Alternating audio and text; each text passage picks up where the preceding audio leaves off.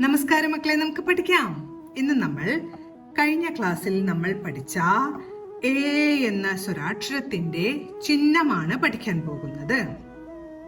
A എന്ന സ്വരാക്ഷരം വരയ്ക്കാനായി ഈ രണ്ടു വരയുടെ മുകളിലെ വരയിൽ നിന്ന് വരയുടെ തൊട്ട് താഴെയായി ഒരു ചെറിയ പൂജ്യം വരച്ച്, പൂജ്യം ഈ മുകളിലെ വരയോട് ചേർത്ത് വരയ്ക്കണം. അതിനുശേഷം നേരെ താഴത്തെ വരയിൽ തൊട്ടതിനു ശേഷം വീണ്ടും ഒരു ചെറിയ പൂജ്യം വരച്ചാൽ എ എന്ന ചിഹ്നമായി. ഒരിക്കൽ കൂടെ വരയ്ക്കാം.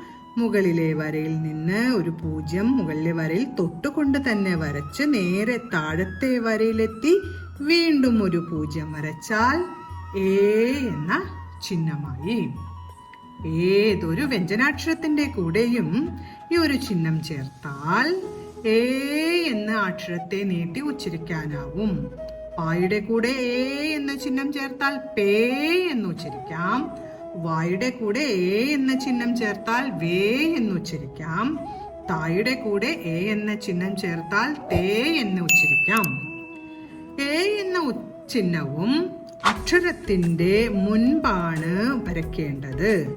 എ എന്ന ചിഹ്നം വരച്ചിട്ടാണ് താ വരയ്ക്കേണ്ടത്. ഇപ്പോഴാണ് തേ എന്ന് ഉച്ചരിക്കാനാവുക. എ എന്ന ചിഹ്നം വരച്ച് താ വരച്ചാൽ തേ എന്ന് ഉച്ചരിക്കാനാവും.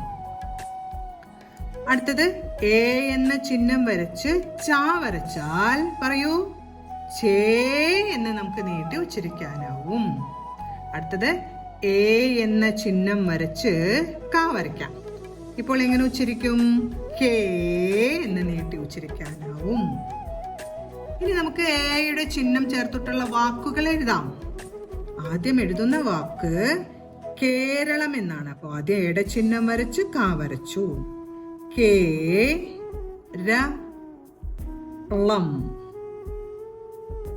ല എഴുതി അമ്മിന്റെ ചിഹ്നം ചേർത്തു. കേരളം. അടുത്ത് നമ്മൾ എഴുതാൻ പോകുന്ന വാക്ക് വേഷം എന്നാണ്. വേഷം. എ എന്ന ചിഹ്നം വരച്ച് വാ വരച്ചു. ഇപ്പൊ വേ എന്നായി അല്ലേ. ഇനി ഷ എഴുതി അമ്മിന്റെ ചിഹ്നം കൂടെ ചേർത്തു. വേഷം.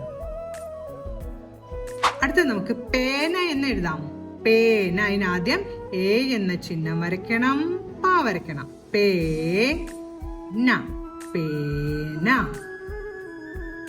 അപ്പൊ നമ്മൾ ഇന്ന് എ വരുന്ന ചിഹ്നമാണ് പഠിച്ചത്. എയുടെ ചിഹ്നം വരുന്ന കുറച്ച് അക്ഷരങ്ങളും നമ്മൾ എഴുതി. തേ, ചേ, കേ എന്നത് എഴുതി പഠിച്ചു. പിന്നെ എയുടെ ചിഹ്നം വരുന്ന വാക്കുകളാണ് പഠിച്ചത്. കേരളം, വേഷം, പേന.